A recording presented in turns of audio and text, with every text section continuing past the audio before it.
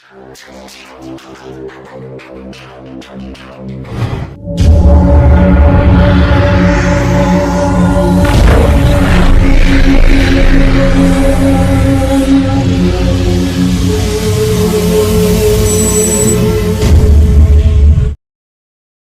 महापुरुष अच्युतानंद जी की जय।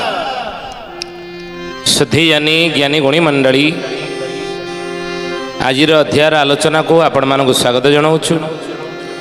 आज मालिका वचन आलोचना आम आलोचना करिया जाऊँगी।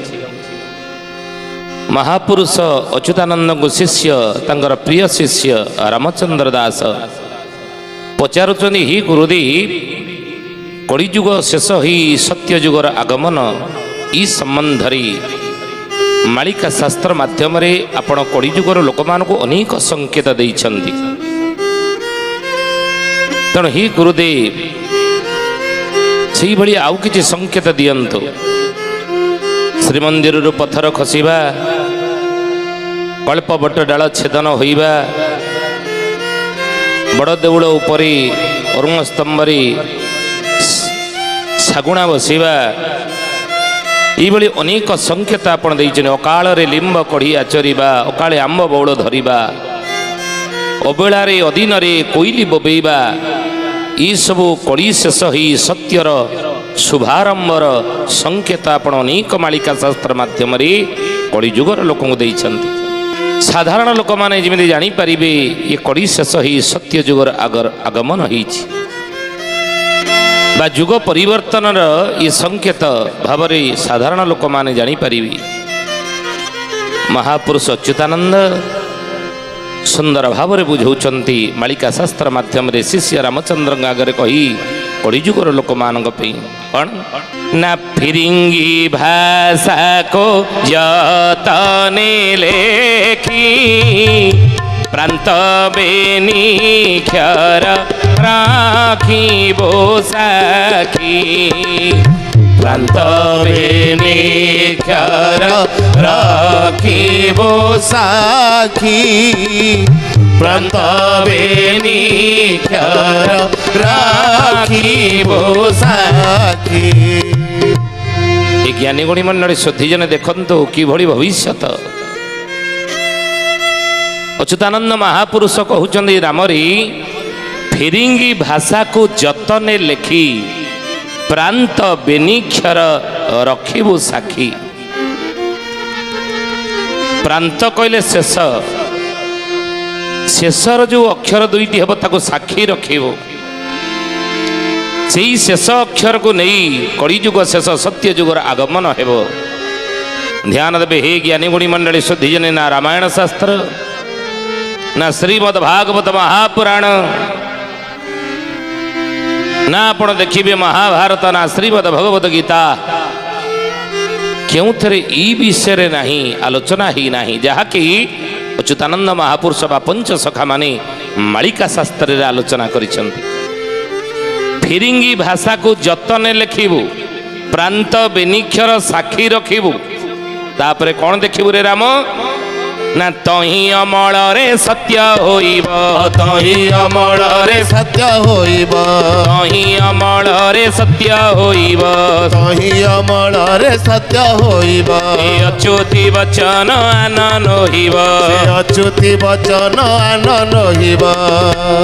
बोलिए महापुरुष अच्युतानंद जी की जय। ज्ञानी गुणी मंडली देखंतु। फिरिंगी भाषा को जतने लेखी प्रांत बेनिक्षर रखिबु साखी, तही अमल रे सत्य होइब, अच्युति वचन आनन होइब। अच्युतानंद महापुरुष कहते मो वाक्य आन हेब नाई तो फिरिंगी भाषा को कौन ना जतन रे लिखिब। फिरिंगी भाषा है कौन ना इंग्लिश। फिरिंगी हेले कि इंग्रेज माने तांकर भाषा जिमि आमे ओडिया ओडिशार लोक माने आमर भाषा है ओडिया। बंगलार लोक माने तांकर भाषा है बंगला। तेणु से फिरिंगी कले इंग्रेज माने तांकर भाषा है कौन इंग्लिश। अच्युतानंद महापुरुष कहते से फिरिंगी भाषा को तू जतन लिखिबू अर्थात इंग्लिश को तू जतन रे लिखिबू। ज्ञानी गुणी मंडली जतन लिखा ENGLISH ଇଂଲିଶ। ଏଇଥିରୁ କଳିଯୁଗ ଶେଷ ସତ୍ୟ ଯୁଗର ଆଗମନ ହେଇଯାଇଥିବ ବୋଲି ହେ ରାମରେ ତୁ ଜାଣିବୁ। ଆମେ ଯତ୍ନରେ ଯଦି ଲେଖିବା, ପ୍ରଥମେ ହେଲା ଇରେ ଆମ ଦେଶକୁ ପ୍ରଥମେ ଶାସନ କରୁଥିଲେ କେଉଁମାନେ? ନା ଇଂରେଜ ମାନେ।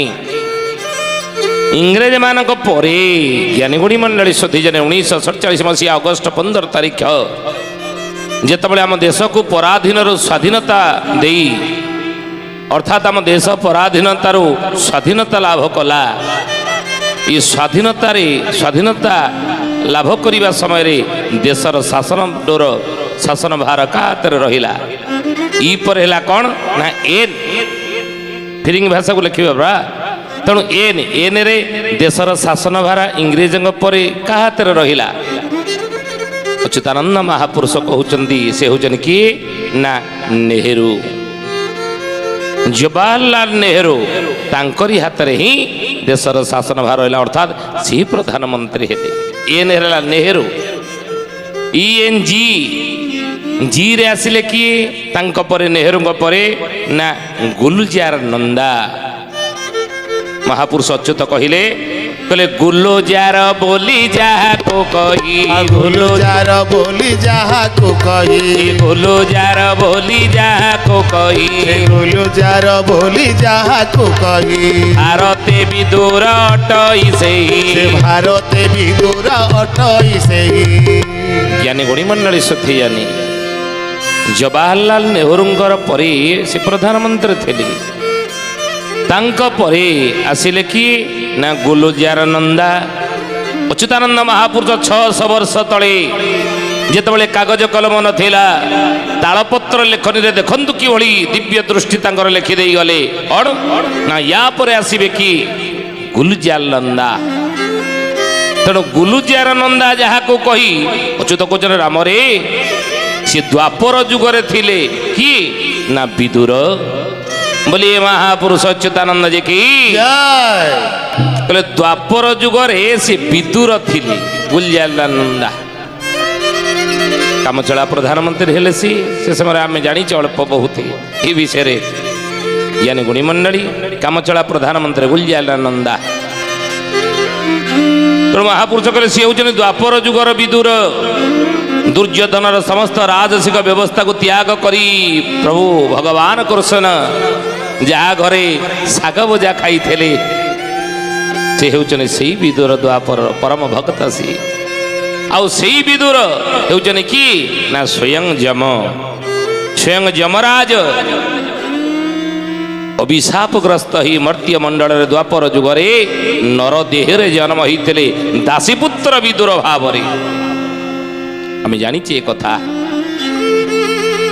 ମାଣ୍ଡବ୍ୟ ଋଷିଙ୍କର ଅଭିଶାପ ଦ୍ୱାରା ମାଣ୍ଡବ୍ୟ ଋଷି ସ୍ୱୟଂ ଯମରାଜକୁ ଅଭିଶାପ ଦେଇଥିଲେ ଯେ ବିନା ଦୋଷରେ ମୋତେ ଯେଉଁ ଦଣ୍ଡ ମିଳିଥିଲା ରାଜାଙ୍କ ଦ୍ୱାରା, ତେଣୁ ମୁଁ ତୁମକୁ ମଧ୍ୟ ଅଭିଶାପ ଦେଉଛି, ମର୍ତ୍ତ୍ୟମଣ୍ଡଳରେ ମାନବ ରୂପରେ ତୁମେ ଜନ୍ମ ହେବ। ତେଣୁ ସେଇ ଯମରାଜ ଦ୍ୱାପର ଯୁଗରେ ବିଦୁର ରୂପରେ, ଦାସୀପୁତ୍ର ରୂପରେ ଜନ୍ମ ହୋଇଥିଲେ। ଅଚ୍ୟୁତାନନ୍ଦ ମହାପୁରୁଷ କହୁଛନ୍ତି ଦ୍ୱାପରରେ ଯେଉଁ ଯମରାଜ ବିଦୁର, ସେ କଳିଯୁଗରେ ହେଉଛନ୍ତି କି? ନା ଗୁଲଜାର ନନ୍ଦା ଯାହାକୁ କହି ଦ୍ୱାପରେ ବିଦୁର ଅଟଇ ସେଇ। ଦ୍ୱାପର ଯୁଗର ସେ ବିଦୁର। ଆଉ କ'ଣ କହିଲେ? ନା ସେଇ ବିଦୁର ଯୋଉ ଗୁଲଜାର ନନ୍ଦା ହେଲେ ENG, ଇଂରାଜୀ ଶବ୍ଦ। ଜି ପରେ ତାପରେ ଆସିଲେ କିଏ? ENGL। ଏଲ୍ ହେଲେ କିଏ? ନା ଲାଲ ବାହାଦୁର ଶାସ୍ତ୍ରୀ। ଚାରେ ଆସିଲେ ଲାଲ ବାହାଦୁର ଶାସ୍ତ୍ରୀ। ଅଚ୍ୟୁତାନନ୍ଦ ମହାପୁରୁଷ ମାଳିକାରେ ଲେଖିଲେ, କହିଲେ ଲାଲ ବାହାଦୁର ନାମ ହୋଇବ, ଲାଲ ବାହାଦୁର ନାମ ହୋଇବ, ଧର୍ମନନ୍ଦନଙ୍କ ନାମ ବହିବ, ଧର୍ମନନ୍ଦନଙ୍କ ନାମ ବହିବ। ମହାପୁରୁଷ ଅଚ୍ୟୁତାନନ୍ଦ କହୁଛନ୍ତି ରାମରେ। ଚାରେ ଆସିଲେ କି? ନା ଲାଲ ବାହାଦୁର ଶାସ୍ତ୍ରୀ। ENGL। ଲାଲ ବାହାଦୁର ଶାସ୍ତ୍ରୀ ଭାରତର ତତ୍କାଳୀନ ପ୍ରଧାନମନ୍ତ୍ରୀ ଥିଲେ। ସୁଧୀଜାନି ଏଇ ଲାଲ ବାହାଦୁର ଶାସ୍ତ୍ରୀଙ୍କ ଉପରେ ଅଚ୍ୟୁତାନନ୍ଦ ମହାପୁରୁଷ ତାଙ୍କର ପୂର୍ବ ଜନ୍ମ କହୁଛନ୍ତି। ଏ ଦ୍ୱାପରରେ କ'ଣ ଥିଲେ? କହିଲେ ସେ ଦ୍ୱାପର ଯୁଗରେ ଥିଲେ ଧର୍ମନନ୍ଦନ, ଅର୍ଥାତ୍ ଧର୍ମଙ୍କର ପୁତ୍ର ହେଉଛନ୍ତି କି? ନା ସ୍ୱୟଂ ଧର୍ମରାଜ ଯୁଧିଷ୍ଠିର। ଧର୍ମରାଜ ଯୁଧିଷ୍ଠିର କଳି ଯୁଗରେ ହେଉଛନ୍ତି ଲାଲ ବାହାଦୁର ଶାସ୍ତ୍ରୀ ବୋଲି ଅଚ୍ୟୁତାନନ୍ଦ ମହାପୁରୁଷ ମାଳିକାରେ ଲେଖିଲେ। ଜ୍ଞାନୀ ଗୁଣୀ ମଣ୍ଡଳୀ ଶୋଧିଜନେ ୟା ପରେ 5ରେ ହେଲେ କ'ଣ ENGLI ଆଇରେ ହେଲେ କି ନା ମହାପୁରୁଷ କହୁଛନ୍ତି ଆଇରେ ହେଲେ ଇନ୍ଦିରା ଗାନ୍ଧୀ। କହିଲେ ତ୍ରିଜଟା ବଂଶଧର ହୋଇବ ତିନୋଟି ଜାତିରେ ଜ୍ଞାନ ସମ୍ଭବ। ତିନୋଟି ଜାତିରେ ଜ୍ଞାନ ସମ୍ଭବ। ତିନୋଟି ଜାତିରେ ଜ୍ଞାନ ସମ୍ଭବ। ତ୍ରିଜଟା ବଂଶଧର ହୋଇଥିବ ତିନୋଟି ଜାତିରେ ଜ୍ଞାନ ସମ୍ଭବ। ENGLI ଆଇରେ ହେଲେ ଇନ୍ଦିରା ଗାନ୍ଧୀ। କହିଲେ ସେ ତ୍ରିଜଟା ବଂଶଧର ହୋଇଥିବ ତିନୋଟି ଜାତିରେ ଜ୍ଞାନ ସମ୍ଭବ। ତାପରେ ଯିଏ ଆସିବେ ସେ ତିନୋଟି ଜାତିରେ ଜ୍ଞାନ ସମ୍ଭବ।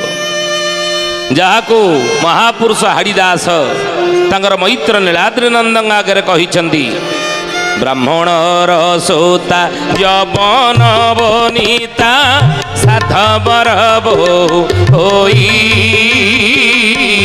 କଳି ଯୁଗ ଶେଷେ କାଳ କଟାଇବ ଶୁଣ ରାମ ଦାସ ତୋହି। ଶୁଣ ରାମ ଦାସ ତୁହି ହେ ସୁଜନେ। ଶୁଣ ରାମ ଦାସ ତୁହି। ଶୁଣ ରାମ ଦାସ ତୁହି ହେ ସୁଜନେ। ଶୁଣ ରାମ ଦାସ ତୁହି। ଏ ଜ୍ଞାନୀ ଗୁଣୀ ମଣ୍ଡଳୀ ଶୋଧି ଜାନି ଛତିଆ ବଟରେ ଶୂନ୍ୟ ସମାଧି ନେଇଥିବା ସନ୍ଥ ମହାତ୍ମା ହାଡ଼ିଦାସ କହିଦେଇକି ଯାଇଛନ୍ତି ଏ କଥା। ବ୍ରାହ୍ମଣର ସୂତା ଯବନ ବନିତା ସାଧବର ବୋହୁ ହୋଇ କଳି ଯୁଗ ଶେଷେ କାଳ କଟାଇବ। ବୋଲେ କଳି ଯୁଗ ଶେଷରେ ସେ କାଳ କଟେଇବ। ବ୍ରାହ୍ମଣର ସୂତା ବ୍ରାହ୍ମଣ ଝିଅ, ଯବନ ବନିତା ଯବନର ସ୍ତ୍ରୀ, ବନିତା କଲେ ସ୍ତ୍ରୀ ଏବଂ ସାଧବର ବୋହୁ ହେଇକିରି ଇଏ କଳି ଯୁଗ ଶେଷରେ କାଳ କଟଉଥିବ। ସେଇ କଥାକୁ ଅଚ୍ୟୁତାନନ୍ଦ ମହାପୁରୁଷ ଲେଖିଲେ। କ'ଣ କହିଲେ? କହିଲେ ତ୍ରିଜଟା ବଂଶଧର ହୋଇଥିବ ତିନୋଟି ଜାତିରେ ଜ୍ଞାନ ସମ୍ଭବ। ଆଉ କ'ଣ କରିବ ନା ବିଧବା ହୋଇଥିବ ସେହି ନାରୀ। ବିଧବା ହୋଇଥିବ ସେହି ନାରୀ। ବିଧବା ହୋଇଥିବ ସେହି ନାରୀ। ବିଧବା ହୋଇଥିବ ସେହି ନାରୀ। ଆବର ହୋଇବ ଭାରତେଶ୍ୱରୀ। ଆବର ହୋଇବ ଭାରତେଶ୍ୱରୀ।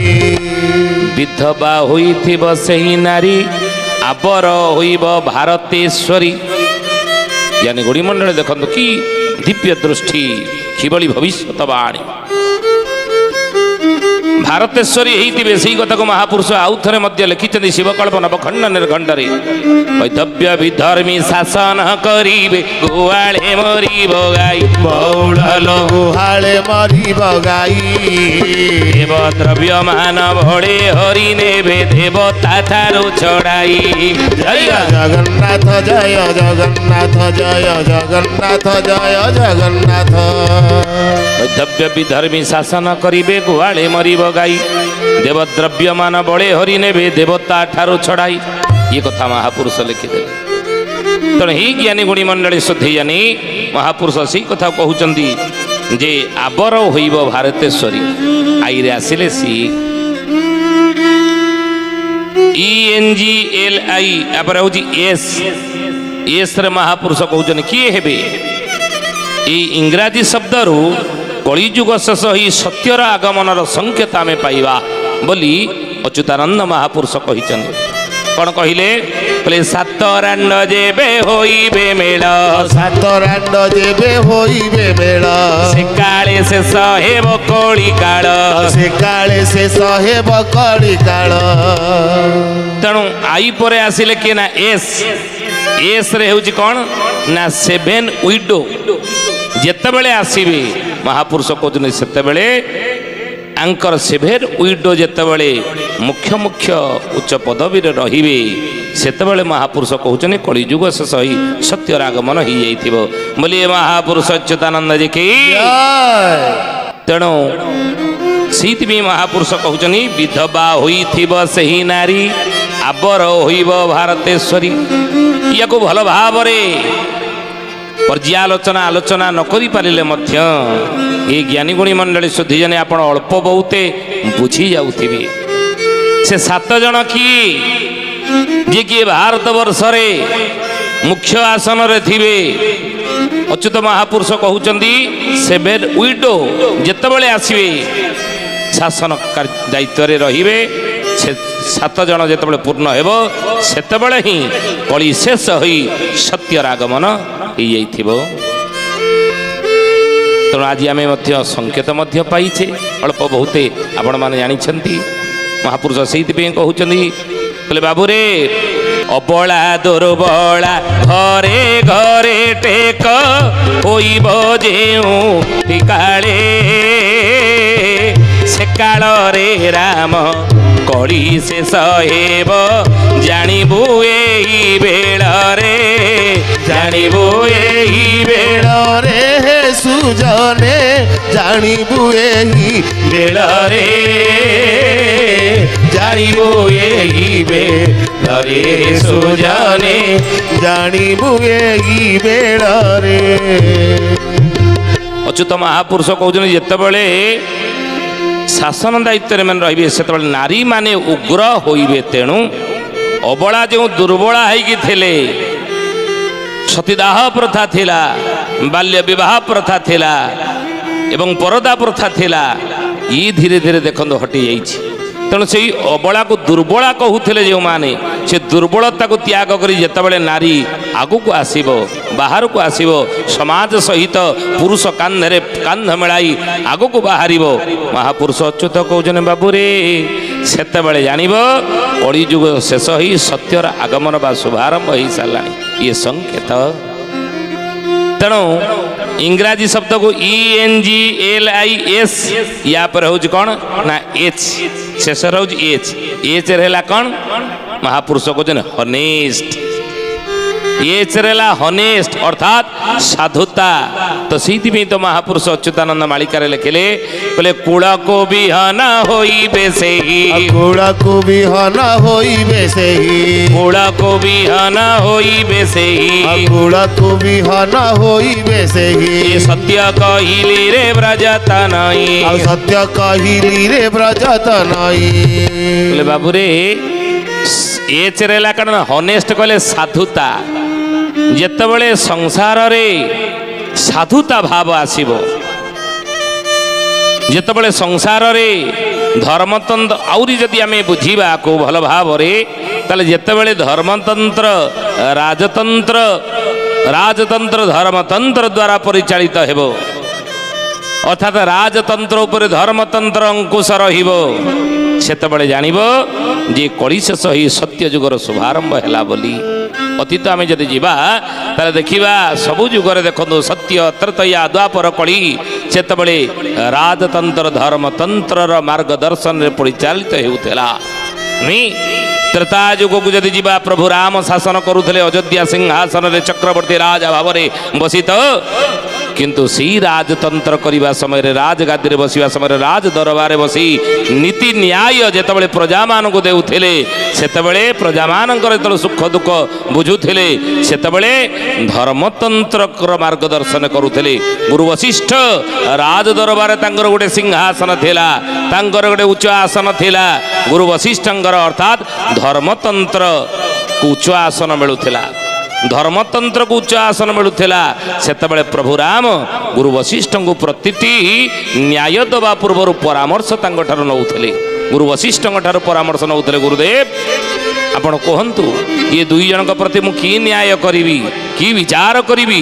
ଗୁରୁ ବଶିଷ୍ଠ ଯାହା ନ୍ୟାୟ ଦେଉଥିଲେ ପ୍ରଭୁ ରାମ ସେହି ଅନୁସାରେ ରାଜଦରବାର ବସିକି ନ୍ୟାୟ କରୁଥିଲେ।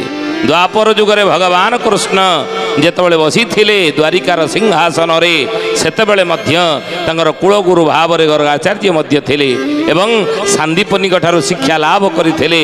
ଧର୍ମତନ୍ତ୍ର ଦ୍ୱାରା ରାଜତନ୍ତ୍ର ପରିଚାଳିତ ହେଉଥିଲା। ଧର୍ମତନ୍ତ୍ର ଉପରେ ରାଜତନ୍ତ୍ର ଅଙ୍କୁଶ ଥିଲା। ମହାପୁରୁଷ ଅଚ୍ୟୁତ କହୁଛନ୍ତି ରାମରେ କଳି ଶେଷ ହୋଇ ସତ୍ୟର ଶୁଭାରମ୍ଭ ହବାର ସଂକେତ ତୁ ଜାଣିବୁ କେତେବେଳେ ନା ଯେତେବେଳେ ହନେଷ୍ଟ ଏସରେ ହେଲା ହନେଷ୍ଟ ଯେତେବେଳେ ସାଧୁତା ଭାବ ଆସିବ ଅର୍ଥାତ୍ ଧର୍ମତନ୍ତ୍ରର ଅଙ୍କୁଶ ରାଜତନ୍ତ୍ର ଉପରେ ରହିବ। ତେଣୁ ସେଇଥିପାଇଁ କହିଲେ ତହିଁ ଅମଳରେ ସତ୍ୟ ହୋଇବ ତହିଁ ଅମଳରେ ସତ୍ୟ ହୋଇବ ତହିଁ ଅମଳରେ ସତ୍ୟ ହୋଇବ ତହିଁ ଅମଳରେ ସତ୍ୟ ହୋଇବ ଅଚ୍ୟୁତି ବଚନ ଅନ୍ୟ ନୋହିବ। ଅଚ୍ୟୁତି ବଚନ ଅନ୍ୟ ନହିବ।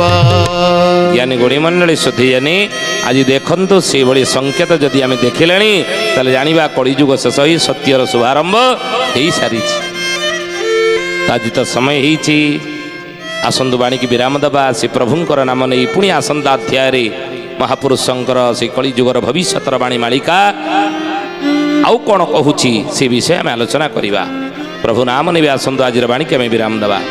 ଜଗନ୍ନାଥ ଜଗନ୍ନାଥ ଜଗନ୍ନାଥ ପାହି ମାମ୍ ଜଗନ୍ନାଥ ଜଗନ୍ନାଥ ଜଗନ୍ନାଥ ରକ୍ଷମା ଜଗନ୍ନାଥ ଜଗନ୍ନାଥ ଜଗନ୍ନାଥ ପାହି ମାମ୍ ଜଗନ୍ନାଥ ଜଗନ୍ନାଥ ଜଗନ୍ନାଥ ରକ୍ଷମା ମହାବାହୁ ମହାବାହୁ ମହାବାହୁ ପାହି ମାମ୍ ମହାବାହୁ ମହାବାହୁ ମହାବାହୁ ରକ୍ଷମା ମହାବାହୁ ମହାବାହୁ ମହାବାହୁ ପାହି ମାମ୍ ମହାବାହୁ ମହାବାହୁ ମହାବାହୁ ରକ୍ଷମା ଓମ ନମୋ ଭଗବତେ ବାସୁଦେବାୟ ଓମ ନମୋ ଭଗବତେ ପୁରୁଷୋତ୍ତମାୟ ଓମ ନମୋ ଭଗବତେ ବାସୁଦେବାୟ ଓମ୍ ନମୋ ଭଗବତେ ପୁରୁଷୋତ୍ତମାୟ।